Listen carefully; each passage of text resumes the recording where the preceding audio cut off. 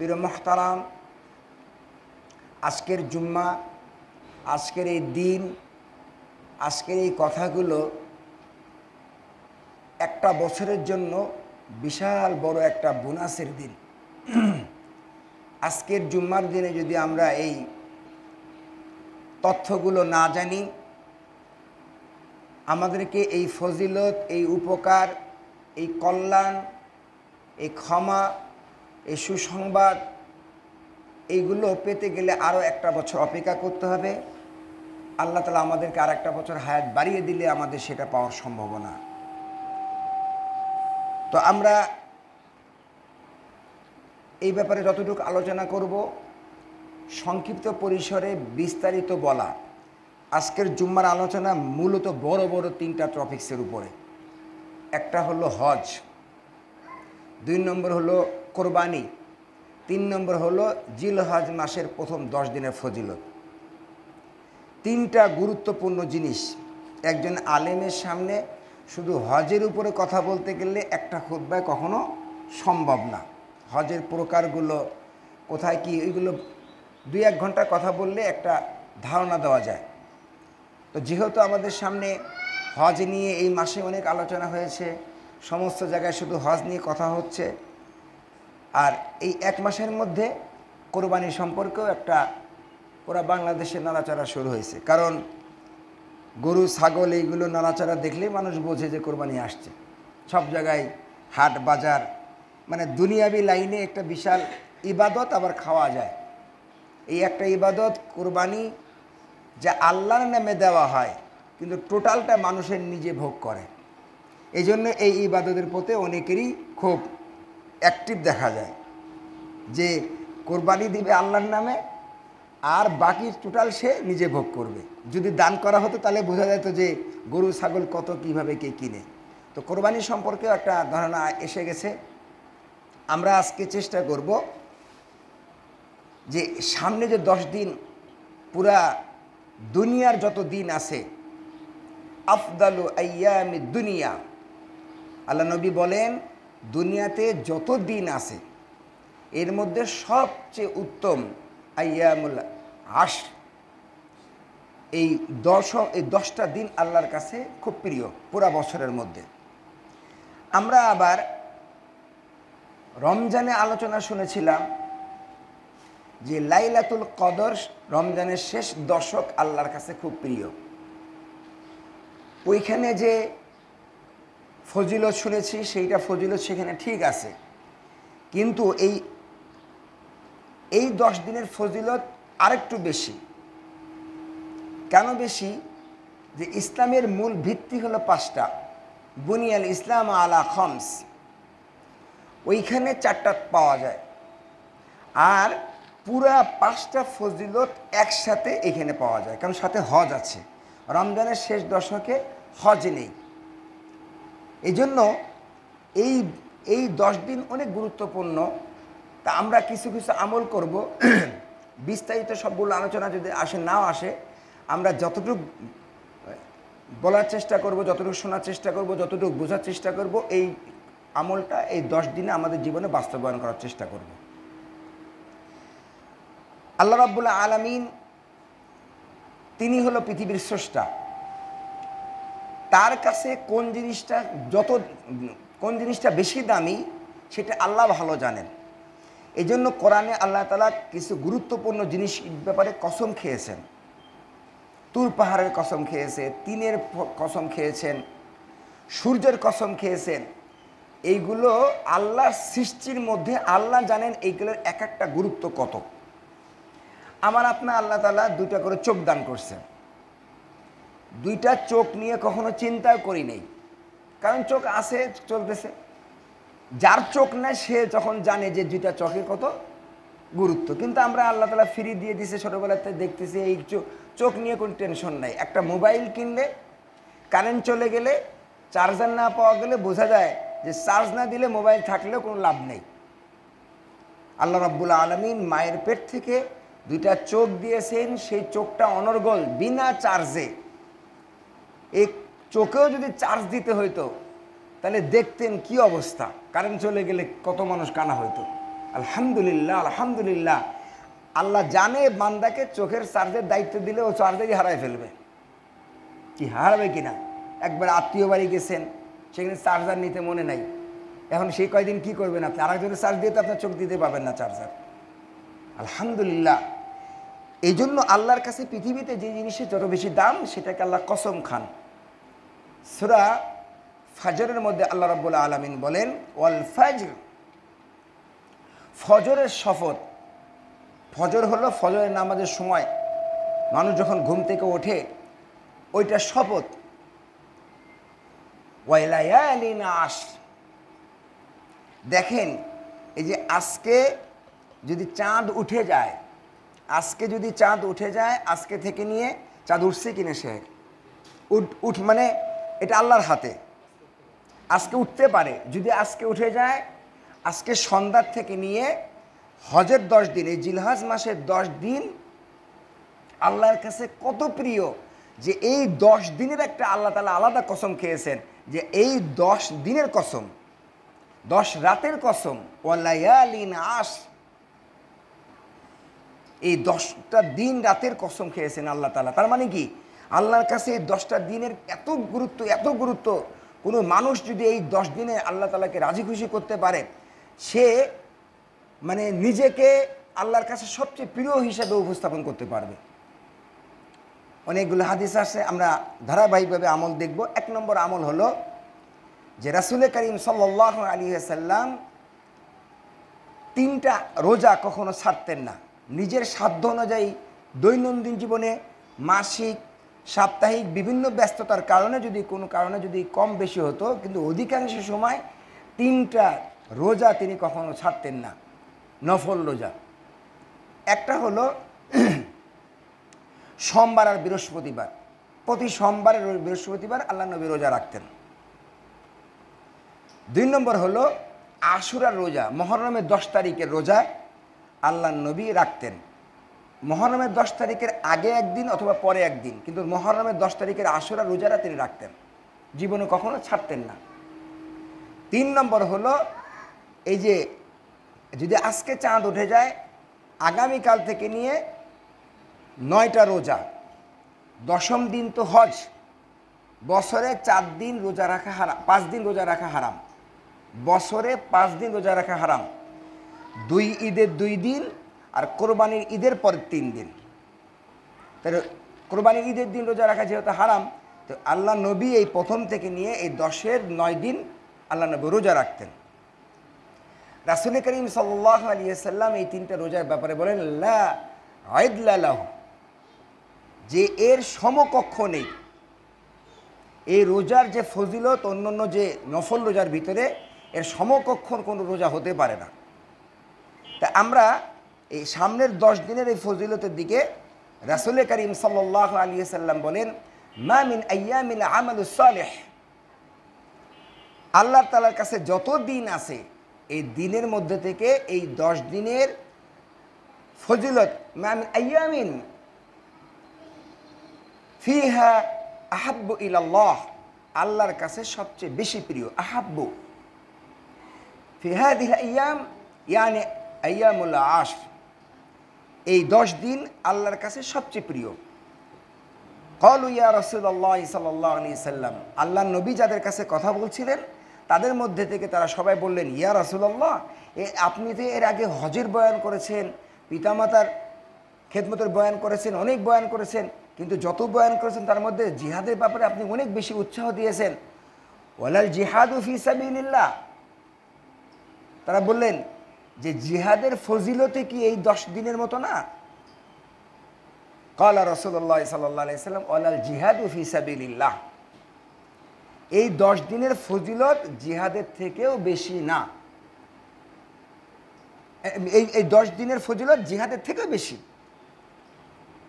ইল্লা রাজুলুন খারাজা বিনাফসিহি ওয়া মালিহি, তবে হ্যাঁ, যে ব্যক্তি হজে যাবে, জিহাদে বের হবে, তার যত আসবাব, ঘোড়া, অস্ত্র, সম্পদ যা কিছু নিয়ে যদি জিহাদে সে বের হয়, ফালাম ইয়ারজি মিন যালিকা বিশাইইন, সে জিহাদ থেকে আর ফিরে আসবে না, তাহলে হতে পারে। অর্থাৎ সে জিহাদিতে নিশ্চিত শাহাদত বরণ করবে। আমরা তো জিহাদে যাই কিভাবে, কি জন্য যাই? যে আল্লাহর জন্য গেলাম, লিইলাই কালিমাতিল্লাহ, আল্লাহর হুকুমকে উড্ডীয়ন করার জন্য, উন্নত করার জন্য, প্রতিষ্ঠিত করার জন্য। ওইখানে গেলে আমি বাঁচতেও পারি, আসলে তো গাজী, আর চলে গেলে শহীদ। কিন্তু এই দিনের কথাটা বলা হচ্ছে, এই 10 দিন যদি কেউ আমল করে সে ওই মুজাহিদের মতন সমকক্ষ হতে পারবে যদি সে কিছুই ফিরত না আসে, একদম সব শেষ করে ফেলবে, তাহলে হতে পারে। তাহলে কি এই 10 দিনের ফজিলত অনেক বেশি। এই জন্য আমরা এই 10 দিনকে সেইভাবে গুরুত্ব দিব। রাসূল করিম সাল্লাল্লাহু আলাইহি সাল্লাম বলেন, মা মিন আজকা ইনদাল্লাহি আযজা ওয়া জাল, আল্লাহর কাছে মা মিন আমালিন, আল্লাহর কাছে যত আমল আছে, আজকা এত পবিত্র এত দামি আমল এই 10 দিনের থেকে আমল আমার হবে না। ও আযমা আজরান মিন খাইরি ইয়ামালুহু ফি আশরিল আযহা, এই যে ঈদুল আজহার যে 10 দিন, এই 10 দিনের আমলের চেয়ে অন্য কোনো আমল আল্লাহর কাছে এত প্রিয় না, এত পবিত্র না, এত মূল্যবান না, এত উত্তম না। এই 10 দিনের ভিতরে আমরা কি কি করতে পারি? 1 নম্বর হলো রাসূল করিম সাল্লাল্লাহু আলাইহি সাল্লাম যেহেতু 3টা রোজা কখনো ছাড়তেন না, তার মধ্যে একটা হলো এই 10 দিন। আমরা ইনশাল্লাহ 10ম দিন যেহেতু কোরবানির হজ ঈদুল আজহা, আমরা 10 দিন বাদ দিয়ে 9 দিন রোজা রাখার চেষ্টা করব। এই 10 দিন 9 দিন রোজা রাখা আল্লাহর কাছে খুব প্রিয়, অনেক প্রিয়। রাসূল করিম সাল্লাল্লাহু আলাইহি সাল্লাম এই 9 দিনের মধ্যে থেকে আবার বেশি কেউ যদি এই 9 দিন রোজা রাখতে না পারে, কেউ ভেঙে ফেললো, এর মধ্যে কেউ সোমবার করবে, বৃহস্পতিবার করবে, কেউ ভাঙবে, কে করবে, কমসে কম সিয়াম ইয়াম আশরা, যে সিয়াম ইয়াম আরাফা, যে এই 10 দিনের মধ্যে 9 তারিখে ইয়াম আরাফা, আরাফার দিনের রোজাটা আখতাসিবু ইলাল্লাহ, আল্লাহর কাছে আমি আশা করি আইয়ুকাফিরা সানাতিল্লাতি ক্বাবলা বা'দা, যে আমার আল্লাহ তাআলা অতীত এবং ভবিষ্যতের 1-2 বছরের গুনাহ মাফ করবেন, 2 বছরের গুনাহ মাফ করবেন। একটা হাদিস আছে বাকিয়া, বর্তমান এবং আল মাদিয়া, 2টা, বর্তমান বছর এবং অতীতের 1 বছর আল্লাহ তাআলা গুনাহ মাফ করে দিবেন। আর যে সাধারণভাবে যে ফজিলতগুলো বলা হয়, এই ফজিলতের ব্যাপারে আমরা খেয়াল রাখবো সবসময়। এগুলা নফল গুনাহ মাফের যেগুলো, এগুলো সগীরা কবিরা গুনাহগুলো আলাদা আলাদাভাবে ক্ষমা চেতে হয়, শিরকের গুনাহ, অন্যান্য করে যে গুনাহগুলা। তাই আমরা প্রথমে, যেহেতু আমাদের আরও আলোচনা আছে, আমরা সংক্ষেপে মনে রাখবো। প্রথমটা কি? সিয়াম, রোজা রাখা। কবে? এই কালকে থেকে, আজকের চাঁদ উঠে গেলে আজকে থেকে নিয়ে 9 দিন পুরা রোজা রাখবো। এখন একটু বর্তমান একটা মাসালার ভিতরে আছে, সেটা হলো ইয়াউম আরাফা। হাদিসে আসছে ইয়াউম আরাফা, আরাফাতের দিনে রোজা রাখতে হবে। কিন্তু আমরা ইন্টারনেট, আকাশ মিডিয়া, প্রযুক্তির মাধ্যমে আমরা জানি হাদিস সাহেবরা বাংলাদেশের 8 তারিখেই সেখানে আরাফাতের দিন অবস্থান করে। যেহেতু হাদিসে আসছে হলো আরাফাতের দিন রোজা রাখতে হবে, আরাফাতের দিন আমরা যে কোনো মাধ্যমে যদি জানতে পারি তো ওই দিন রোজা রাখব। কিন্তু আধুনিক আলেমরা বলতেছেন, যারা আধুনিক প্রযুক্তির সাথে কোরআন হাদিস মিলায় যারা গবেষণা করেন, তো যেহেতু আরাফাত দিনটা হয় 9 তারিখ, আমাদের দেশে 9 তারিখ হয়, এই জন্য আমরা কি করব, সব দিন রোজা রেখে দেবো, তাহলে কোনো সন্দেহ থাকবে না। কি বুঝতে পারছি কি না? যে আরাফাতের দিনটা রাখবো আর পরের দিনও রাখবো, কারণ আমাদের দেশে 9 তারিখ হচ্ছে পরের দিন। তা আমরা যেহেতু আল্লাহ নবী বলছে যে এই দিনে, এই 9 দিনের রোজা আল্লাহর কাছে খুব, সিয়ামটা আল্লাহর কাছে খুব প্রিয়, আমরা সবগুলো রেখে দিব। আর রোজা রাখার সাথে সাথে পরবর্তীতে আমাদের একটা এক্সট্রা আমল, এই আমলটা একটু আর কটুক বাড়বে তখন বললে ভালো হবে। বেশি বেশি তাওবা করা, ইস্তিগফার করা, ক্ষমা প্রার্থনা করা, ইস্তিগফার। আর 3 নম্বর হলো বেশি বেশি জিকির করা, সুবহানাল্লাহ আলহামদুলিল্লাহ ওয়ালা ইলাহা ইল্লাল্লাহ আল্লাহু আকবার। সাহাবীরা এই সময় পরস্পর বাজারে, রাস্তাঘাটে যেখানে দেখা হতো একজন একজনকে স্মরণ করাই দিতেন সুবহানাল্লাহ। তো এটা শুনে শুনে সবাই আবার পড়া শুরু করতেন, আলহামদুলিল্লাহ ওয়ালা ইলাহা ইল্লাল্লাহ আল্লাহু আকবার। একজন একজনকে শুনিয়ে এরকম জিকির আজকার করতেন। আরও ইয়া জাল জালালি ওয়াল ইকরাম, যত বড় জিকির আছে তার মধ্যে সবচেয়ে উত্তম হলো সুবহানাল্লাহ, আলহামদুলিল্লাহ, ওয়া লা ইলাহা ইল্লাল্লাহ, আল্লাহু আকবার। সুবহানাল্লাহ, আলহামদুলিল্লাহ, এগুলো ঘরে বসে পড়া, স্ত্রী সুরে এটা পড়া শুরু করবে, ছোট ছোট বাচ্চাদের মুখে মুখস্থ করায় দেওয়া, অর্থাৎ তারা যেন বুঝে এই 10 দিনে পুরা পৃথিবীতে গুঞ্জন শুরু হবে আল্লাহ তাআলা জিকিরের। আল্লাহ রাব্বুল আলামিন সূরা হজ্জের 28 নম্বর আয়াতে বলেন, ওয়ায়াযকুরু ইসমাল্লাহি ফি আইয়ামিন মা'লুমাত, নির্ধারিত সেই জানা দিন দিবসগুলো তোমরা বেশি বেশি জিকির করো। ওয়ায়াযকুরু ইসমাল্লাহ, আল্লাহ জিকিরগুলো তোমরা করতে থাকো। সেটা কি?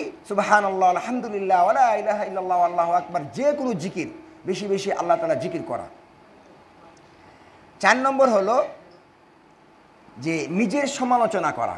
নিজের সমালোচনা মানে যে আমি এরকম একটা 10 দিন সময় পেলাম, আল্লাহর কাছে এত প্রিয়, এই এত সুন্দর সময়ের ভিতরে কি আমি আমাকে উপযুক্ত করতে পারলাম কিনা, আমি কি আল্লাহর কাছে প্রিয় হয়েছি কিনা, আমার অতীতে যতগুলো গুনাহ হয়েছে সমস্ত গুনার ব্যাপারে নিজের সামনে নিজেকে একটা যাচাই বাছাই করে নিজেকে টিক চিহ্ন দেওয়া আর ক্রস দেওয়া, যে আমি আমার জীবনে কতগুলো গুনাহ করেছি, আমি কি এটা ক্ষমা চেয়েছি, এইভাবে ক্ষমা পেয়েছি।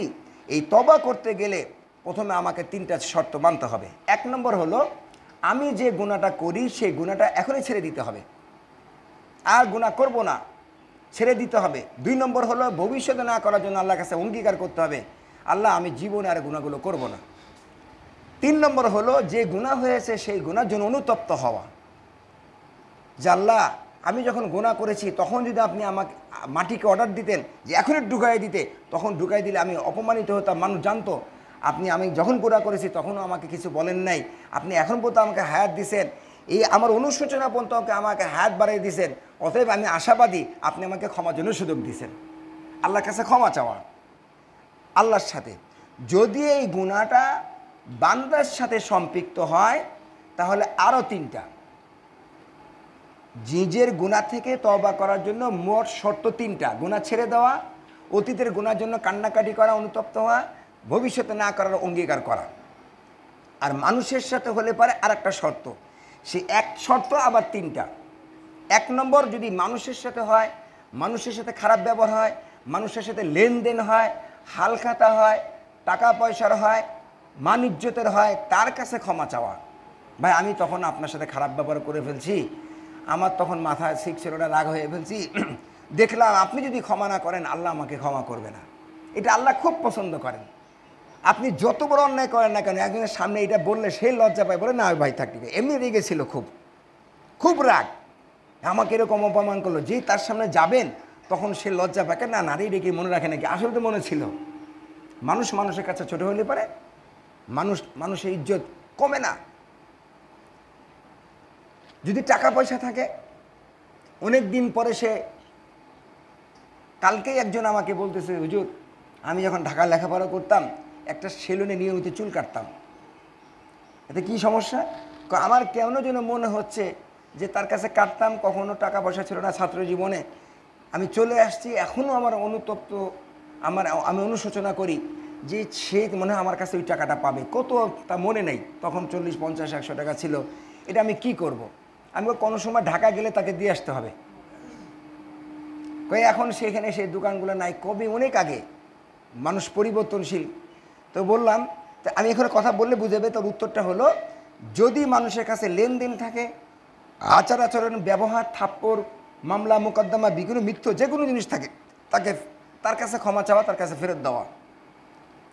যদি অর্থনৈতিকভাবে যদি সে পাওনা থাকে তার কাছে ফেরত দেওয়া, সে নেই, মারা গেছে, আমার মনেই নেই, ছোটোবেলায় মনে করছিলাম যে এটা কিছু হবে না, মেরে খেয়েছি, এখন মনে হচ্ছে আরে ট্রেনের টিকিট কাটিনি, আরে বাসের ভাড়া দেই নেই, আর কত কিছু, এই চাচাকে এই করছিলাম, এটা করছিলাম, দোকানে বাকি, এখন মনে হচ্ছে যে কবরে গেলে আমার কি হবে, আল্লাহর সামনে আমাকে কি অবস্থা হবে। তখন তাকে খুঁজে তার আত্মীয় স্বজন, ওয়ারিশ যারা, তার সম্পদের মালিক, তাদেরকে ফেরত দেওয়া, যে তোমার বাবা আমার কাছে এই টাকাটা পাতো, ফেরত দিতাম। যদি না পাওয়া যায় 2 নম্বর তাকে ফেরত দিতে হবে, নাই তার আত্মীয় স্বজনের কাছে ফেরত দিতে হবে। যদি না হয় 3 নম্বর শর্ত হলো যে কোনো জায়গায় আল্লাহর ওয়াস্তে তাকে দান করে দিবেন, দান করে বলবেন আল্লাহ তার আমল নামায় সওয়াবটা চলে যাক। আপনি তাহলে কি হবে, তার আমল নামা চলে যাবে, কালকে আমাদের সে ধরলে আল্লাহ বলবে এই দেখো, সে পরে বুঝতে পারে দিয়ে দিছে। এতে আপনার ডবল সওয়াব, আপনি দান করার সওয়াব পাবেন এবং তারও পরিশোধ হয়ে যাবে। এটা হলো তওবা। ইস্তেগফার, বেশি বেশি ক্ষমা। রাসূল করিম সাল্লাল্লাহু আলাইহি ওয়াসাল্লাম বলেন, আমি দিনে 100 বার, কোনো হাদিসে আসে 70 বারের উপরে বেশি ইস্তেগফার পড়ি। ইস্তেগফার বারে বারে, আস্তাগফিরুল্লাহাল্লাযী, আস্তাগফিরুল্লাহ, ইয়া রাব্বি, ইয়া আল্লাহুম্মা গফিরলি, আল্লাহুম্মা গফির। ইস্তেগফার, আল্লাহ আমাকে ক্ষমা করো। যে কোনো ভাষায়, কোনো দোয়া এরকম পীর বুজুর্গের ওজিফা হিসেবে না, যে কোনো সময় খালি ইস্তেগফার করা, এই 10 দিন। সারা বছর তো করবই। 5 নম্বর হলো, আমরা যারা কোরবানি নিয়ত করেছি, যে আল্লাহর জন্য কোরবানি দেব, সামর্থ্যবান ব্যক্তি, তাদেরকে আজকে সূর্য উঠে গেলে, আজকে সূর্যের আগে, মাগরিবের আগেই নিজেদের শরীর থেকে যে সমস্ত নখ কাটা যায়, বগলের নিচে পশম, তারপরে অন্যান্য যে সমস্ত জিনিসগুলো কাটার দরকার, এগুলো সব কেটে ফেলবো। চাঁদ উঠে গেলে আর কাটা যাবে না। যাদেরকে অবধারিতভাবে কোরবানি করতে হবে, যাদের উপরে জরুরি, তারা এইগুলো কাটতে পারবে না। কবে কাটবে?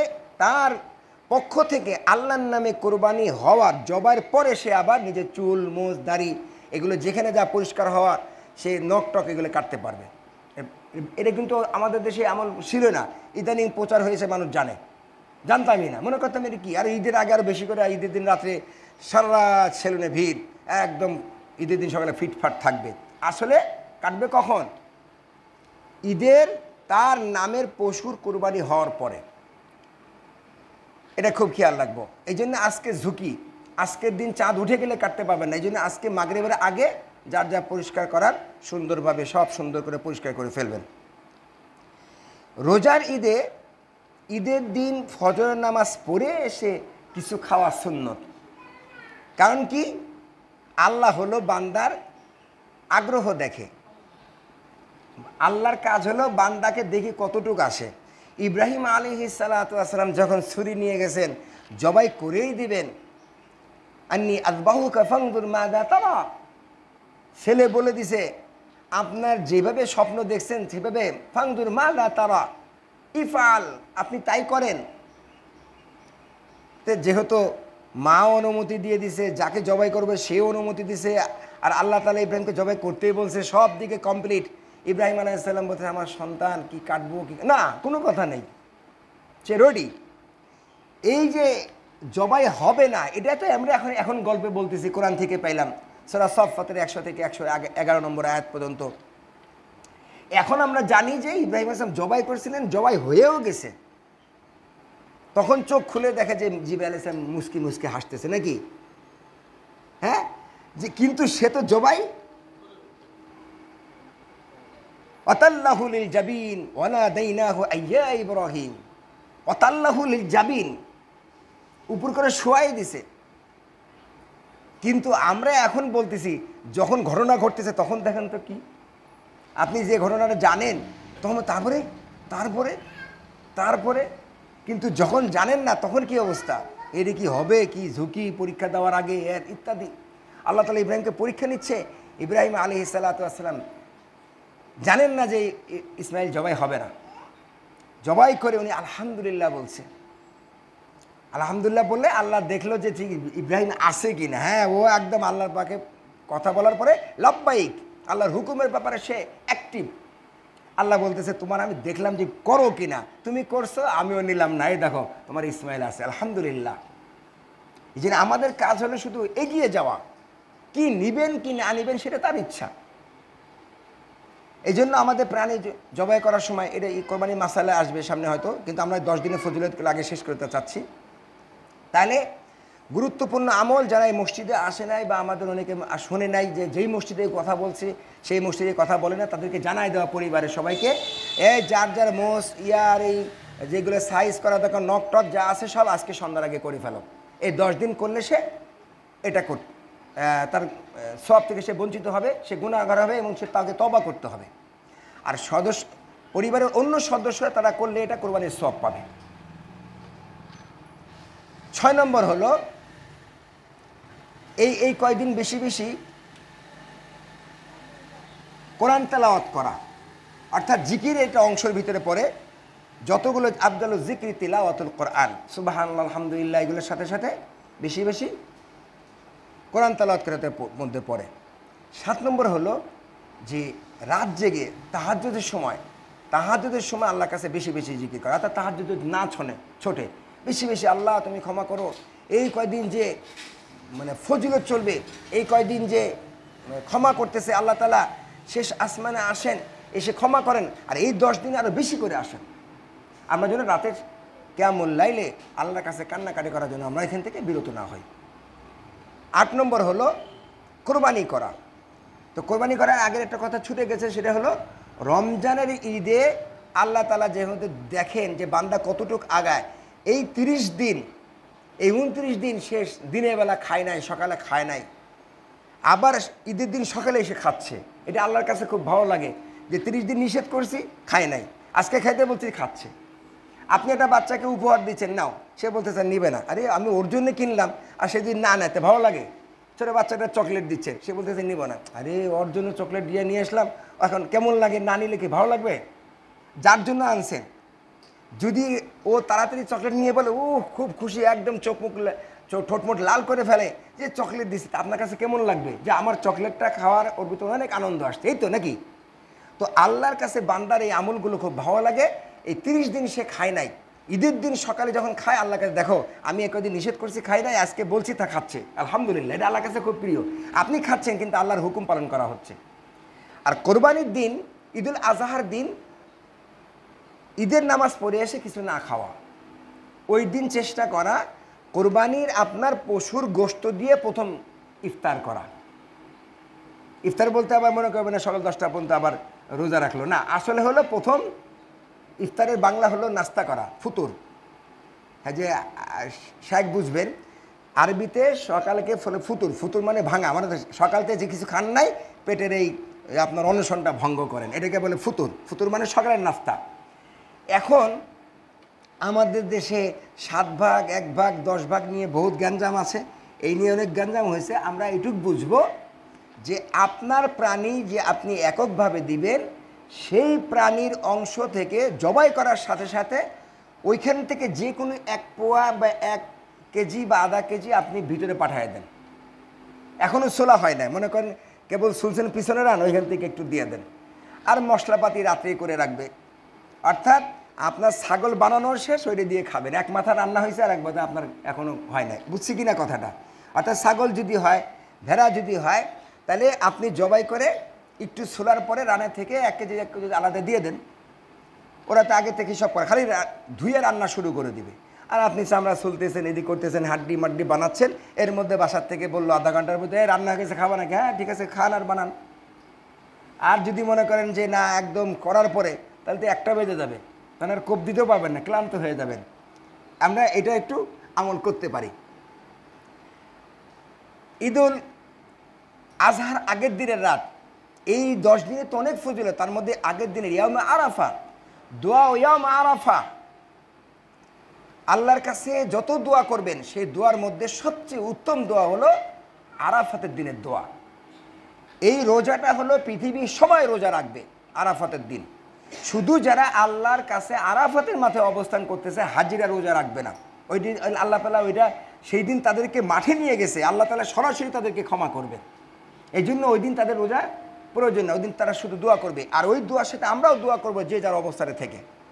আল্লাহ তাআলা আমাদেরকে যে কথাগুলো বললাম, মোটামুটি এই আমলগুলো যদি আমরা একটু করি, তাহলে ইনশাল্লাহ যা কিছু আছে, এটা তো বেশি না, মানে অর্থাৎ একই জিনিস, হয় জিকির করব, নাই সালাত আদায় করব, নাই তো সিয়াম তো রাখবই, যতটুক হোক কমসে কম আরাফাতের দিনের ও রোজাটা যেন আমাদের না ছোটে, যত গরম হয় হোক, যত গরম হয় হোক। আবার আমাদের এলাকা ওই কুষ্টিয়া রাজবাড়ি আমার এলাকা, বাসায় ফোন দিলাম, মা আমাদের পাশের বাসার একজন মারা গেছে, মাকে বললাম যে কি অবস্থা, বলছে স্ট্রোক করছে। এত গরম যে উনি বাসার থেকে যে গরুর ঘরে গেছে আর আসে না। কি ব্যাপার? ওনার এসে রাত্রে ওনার স্ত্রী বলতেছে গেল আর আসলো না, যা দেখি মরে আছে, এত গরম পড়তেছে ওইখানে। আর সেই হিসাবে তো লালমানি পার্কে হাতিবান্ধার লোক তো বেশ আরামে আছে আলহামদুলিল্লাহ। অন্য সময় এইদিকে বেশি গরম পড়ে, আবার কে কোন দিকে গরম দিবে আল্লাহ জানে। কিন্তু আমাদের গরম হয় যাই যাক, কিন্তু আমার গুনার গরম যেন না থাকে নাকি। গুনাকে আমি ঠান্ডা করেই ছাড়বো, যত বড় আমার আবহাওয়া আমার বিপরীত থাক না কেন ইনশাআল্লাহ। আল্লাহ তাআলা আমাদের সবাইকে তৌফিক দান করুক। সুবহানাল্লাহি বিহামদিহি সুবহানাকাল্লাহুম্মা বিহামদিকা আশহাদু আল্লা ইলাহা ইল্লা আনতা আস্তাগফিরুকা ওয়া আতুবু ইলাইক। আল্লাহুম্মা সাল্লি আলা মুহাম্মাদ কামা সাল্লাইতা আলা ইব্রাহিম ইন্নাকা হামিদুম মাজিদ। ইন্নাল হামদালিল্লাহ নাহমাদুহু ওয়া নাস্তাঈনুহু ওয়া নাস্তাগফিরুহু ওয়া নু'মিনু বিহি ওয়া নাতাওয়াক্কালু আলাইহি ওয়া নাউযু বিল্লাহি মিন শুরুরি আনফুসিনা ওয়া মিন সাইয়্যাতি আমালিনা মান ইয়াহদিল্লাহু ফালা মুদিল্লা লাহু ওয়া মান ইউদ্লিলহু ফালা হাদিয়া লাহু আশহাদু আল্লা ইলাহা ইল্লাল্লাহ ওয়া আন্না মুহাম্মাদান আবদুহু ওয়া রাসূলুহু আরসালাহু বিল হাক্কি বাশীরান ওয়া নাযীরান বাইনা ইয়াদি সাআহ মান ইউতি'ইল্লাহা ওয়া রাসূলাহু ফাকাদ রাশাদ ওয়া মান ইয়াসিহিমা ফাইন্নাহু লা ইয়াদুরু ইল্লা নাফসাহু ওয়া লা ইয়াদুরুল্লাহা শাইআ। আইয়ুল হাযিরুন, প্রিয় মুহতারাম, পৃথিবীতে আল্লাহ তাআলা যা কিছু সৃষ্টি করেছেন তার মধ্যে সবচেয়ে মহব্বত, সবচেয়ে ভালোবেসে, সবচেয়ে আকাঙ্ক্ষা নিয়ে আল্লাহ তাআলা মানুষকে সৃষ্টি করেছেন। এত বেশি ভালোবাসেন, এত বেশি ভালোবাসেন, বান্দার মাথার থেকে পা পর্যন্ত সব জায়গা খালি গুনার আকর্ষণ দিয়ে দিছে। আর একটা গুনাহ করলে আল্লাহ তাআলা তার আমলনামায় একটা গুনাহ লেখেন। আর বান্দাকে এত বেশি ভালোবাসেন, একটা নেক আমল করলে 10টা নেক আমলের সওয়াব দান করেন। গুনাহ করার নিয়ত করলে, গুনাহ যদি না করে সেটা লেখেনই না। নেকি করার নিয়ত করলে একটা সওয়াব লেখা হয়ে যায়, করে নাই। বুড়া মানুষ হাঁটতে হাঁটতে লাঠিটা পড়ে গেছে, আপনি নিয়ত করছেন যে আমি যে লাঠিটা তুলে দিব, যেহেতু পারতেছে না, আপনি যাচ্ছেন, ওইখানে কাছে একজন এসে লাঠিটা দিয়ে দিল, সে লাঠি উঠানোর সওয়াব পাইল, আপনি লাঠি উঠানোর নিয়ত করছিলেন, আপনিও সওয়াব পেয়ে গেছেন। কিন্তু আপনি ওরে যে মারবেন, এক ঘুষি মারবো, কাছে যায় দেখলেন যে ও হলো পুলিশের লোক আগের থেকে, তখন আপনি কি মারতে পারলেন? কিন্তু নিয়ত করছেন, কিন্তু গুনাহ হবে না। বুঝছি কিনা কথাটা? খারাপ কাজের গুনাহ করলে আল্লাহ, তবে হৃদয়ে দাগ পড়ে যায়, হৃদয়ের মধ্যে দাগ পড়ে যায়। আর আমরা একটা শিক্ষা নিতে পারি, বর্তমান সবচেয়ে বেশি লাভবান যে ব্যবসাটা, সেটা হলো মোবাইল। আপনি যত ঝগড়াঝাটি, দেনা পাওনা যা করেন না কেন, কোম্পানির লাভ হবে নাকি? কি আপনি বলতেছেন ভাই আমার টাকাটা দিবেন না, আপনি ওর কাছে টাকা চাইছেন, কিন্তু মাঝখানে আপনার টাকাটা ভাই নিয়ে নিছে কোম্পানি, নিছে কিনা? বুঝছি কিনা? এই জন্য ভুয়া ভুয়া কথা ওঠে যে আপনি এই মেসেজ যদি একজনকে দেন নিশ্চিত জান্নাতে চলে যাবেন, আপনি যে ওই কজনকে শেয়ার করবেন সেই কজনে জান্নাতে যাবেন, অবহেলা করলে গুনাহ হবে। আছে না এরকম? বুঝছে? আমি এক বড় মসজিদে ছিলাম, মসজিদের গেটে একটা কাগজ আসছে যে কাবা মক্কার খাদেম সাহেবের কাছে আল্লাহ নবী স্বপ্ন দেখা বলছে, তোমার দুনিয়ার মানুষ নষ্ট হয়ে গেছে, যে ব্যক্তি এখন এই করবে এই করবে, আর এই কাগজটা যত লোককে ছাপাবে তার সাথে সাথে এতগুলো আশা পূর্ণ হবে। আসেন এরকম, মানে শুনেন না? এই হবে। আর একজন বিশ্বাস না করে ছিঁড়ে ফেলছে, তার ছেলে মারা গেছে। আসেন এরকম, এত টাকা লস হয়েছে। তা আমি এখানে বললে পরে সব বলছে আরে তাই। তা আমি বললাম উদ্বোধনী হিসাবে আমি সবার সামনে প্রথমে আপনাদের টামে টান দিয়ে ছিঁড়ে দিলাম। ছিঁড়ে হ্যাঁ, আমার ছেলে সামনে ছিল, এই যে আমার ছেলেটা ছিল, ও তখন ছোট, তাই তো আমার ছেলে মরে কিনা চিন্তা করেন। আব্দুল কাদের জিলানীর নাম বললে পারে আগে অজু ছাড়া কি করতো জানেন না? আব্দুল কাদের জিলানীর নাম অজু ছাড়া আগে বললে পারে মাথা পড়ে যেত, মাথা পড়ে যেত। তো আব্দুল কাদের জিলানী দোয়া করছে, এই জন্য এখন আর মাথা পড়ে না, এখন একটা করে পশম পড়ে। একটা বই পাইলাম, আমি বয়ানও শুনছি এটা। তখন মনে করতে হরে আব্দুল কাদের জিলানী বলতাম না, মনে মনে আসলে মনে করি আল্লাহ, মনে মনে আব্দুল কাদের বললাম আপনার পশম পড়ছে কিনা। তো সব জায়গায় না দুই একটা পশম থাকেই, আপনি পশম না পড়লেও দেখবেন যে মসজিদ ঝাড়ু দিলে পশম এমনি থাকে। তো মানুষের শরীরে পশম পড়বে না এর কোনো কথা, আপনি চুলকালেও পশম পড়ে। তাহলে আব্দুল কাদের জিলানী জেনে পড়ছে। তা আব্দুল কাদের জিলানী বেশি বড় না মুহাম্মদ সাল্লাল্লাহু আলাইহি ওয়াসাল্লাম বেশি বড়, না সাহাবীরা বেশি বড়, না আল্লাহ বেশি বড়? কে বেশি বড়? আরে আব্দুল কাদের জিলানীর থেকে তো সাহাবীরা বেশি বড়। সাহাবীর থেকে বড় হলো আমাদের নবী। আমাদের নবীর নাম কি অজু ছাড়া নেওয়া যায়? মাথা পড়ে না পশম পড়ে? মানে বুঝেই না মানুষ কি, মানে আমাদের ইমানের অবস্থা এরকম যে বুঝেই না যে কি করতে হয়। আরে এই বুঝি না। তো এই মোবাইল কোম্পানিগুলো এরকম গন্ডগোল লাগায়, এরকম কিছু কথা বলে ওদের শেয়ারে, এই শেয়ার করেন তাহলে আপনার হবে। এই দেখ এক রাইতে ওই জায়গায় ভোর রাত্রে 1 কোপে একটা বাঁশের, আমাদের দেশে বলে কঞ্চি, আপনারা কি বলেন ঝিক, 1 কোপে ঝিক কাটবেন, ওইখানে 1 ফোঁটা পানি পড়বে, ওই পানি যে খাবে তার ক্যান্সার সহ যে কোনো রোগ ভালো হবে। এই মোবাইলে শুরু হয়েছে, সকাল হওয়ার আগে সব বাঁশধারের সব ঝিক কাটা শেষ। আপনি ফজরের আগে কেন, এই গরমেও কাটেন, কাঁচা গাছ কাটলে একটা রস বের হবেই, কিন্তু আগে দেখে নাই, আন্দাজের ভুয়া। এই মাঝখানে কোম্পানি এই মোবাইলে সব খবর, মা তোমার অসুস্থ, এই ওই বোনের শ্বশুর বাড়ি, ভাই শ্বশুর বাড়ি, যার কাছে কোটি কোটি টাকা ইনকাম করা শেষ। তো কোম্পানিগুলো কি করে, ছাড় দেয়, বিশাল মূল্য ছাড় দেয়। এমনকি মোবাইলে মাইকিং করে বলে মাত্র 1 টাকায় সিম। কয় টাকায় সিম? একটা সিম কিনলে সরকারকে কোম্পানি কত দিতে হয়? হ্যাঁ হ্যাঁ, একটা সিমের দাম 500 উপরে দিতে হয়, কিন্তু আপনাকে 1 টাকা দিচ্ছে কেন? ওই টাকা ওরা দিয়ে দেয়। এরপরে সারা বছর আপনি কত কথা বলবেন, কত টাকা যাবে? আপনাকে বলতেছে বিশাল মূল্য ছাড়, এই সার এই সার নিচ্ছে, মূলত আপনি 50 টাকা রিসার্চ করলে না ছাড় দিবে। এগুলো ওরা আল্লাহর কাছে শিখছে।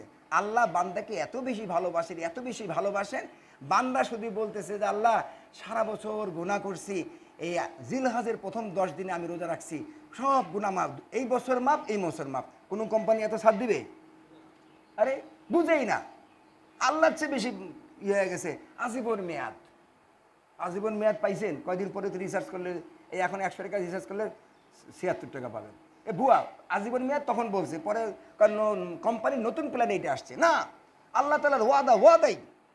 মেরাজের সময় আল্লাহ তাআলা 5 ওয়াক্ত নামাজ, 50 ওয়াক্ত নামাজ ফরজ করছেন। আল্লাহ নবী যতবার গেছেন, আবার মুসা আলাইহিস সালাম বলছে আবার যান 9 বারে, 5 নং 45 বার। যখন নামাজ কমাই দিছে, মুসা আলাইহিস সালাম বলছে যে আপনি আরও কমাই নিয়ে আসেন। আর বাংলাদেশের মানুষ বলতেছে আরে মুসাই তো দারুণ ছিল, আরও কমাইলে আরও ভালো হইতো। ফজর নামাজটা মুসা আলাইহিস সালাম বারে বারে পাঠাইছে না মেরাজের সময়? কত ওয়াক্ত ছিল? 50। এখন কয় ওয়াক্ত? মুসা আলাইহিস সালাম আরও বলছিলেন যে বনি ইসরাইল চালায়া দেখছি, পাবলিক যে কি ডিয়ারিং, আপনি যার কাছে টাকা পাবেন টাকা দিবেন না, ঘুরিয়ে আসেন, যে চলে গেছে শাটার লাগায় চলে যায়, তাই না নাকি? আর যদি শাটার লাগাইতে না পারে, কয় রাখছিলাম অমুকরে দিয়ে দিচ্ছে, তাই না, খালি রাখছিল, আবার একটু আগে আসলে হয়তো, এই তো নাকি, এই তো কাহিনী। মূল কথা হলো আপনারা দিবে না। তো বনি ইসরাইলে চালায় মুসা আলাইহিস সালাম বুঝছিল যে এর কি অবস্থা। এই অবস্থার কারণে বলছিল যে ইয়া রাসূলুল্লাহ আপনি তো শ্রেষ্ঠ নবী, আল্লাহ যা বলে তাই নেন, তা উম্মত চালায় আমার বহুত অভিজ্ঞতা আছে, সেই হিসেবে আপনি যা দেখেন আরও কমাইতে পারেন কিনা। আর এটা আমার পক্ষ থেকে বলতেছি, কমসে কম শীতকালের ফজরের নামাজটা, নাকি বুঝেন নাই? শীতকালে ফজরের নামাজটা একটু করলে হইতো। আর ঈদের দিনের জুম্মাটা, হ্যাঁ, ঈদের নামাজ আবার জুম্মার নামাজ, মনে মুশকিল, নামাজ পড়তে পড়তে আর কি ফুর্তি করা সম্ভব না, নাকি? তো আল্লাহ নবী বলছিলেন যে আমার লজ্জা করে, যতবার গেছি ততবারই মাফ করছে, আমার আর লজ্জা করে। তখন আল্লাহ নবী চলে আসছেন। আল্লাহ তাআলা বললেন আমি আল্লাহ যা দেই ফেরত নেই না। তোমার উম্মতের জন্য 50 ওয়াক্তই ছিল, তুমি কমায় দিছি, কিন্তু আমার 50 ওয়াক্তের সওয়াবটা কি বিন্দু মাত্র কমালাম না। 5 ওয়াক্ত পড়লে 50 ওয়াক্তের সওয়াবটা দিয়ে দিল। আল্লাহ তাআলা আমাদের সবাইকে তৌফিক দান করুক। আমাদের মধ্যে যারা অসুস্থ আছে সবাইকে আল্লাহ শিফায়ে আজিলা কামনা দেন, আমিন। গাজা ফিলিস্তিনের মুসলমানদেরকে আল্লাহ তাআলা রক্ষা করুন।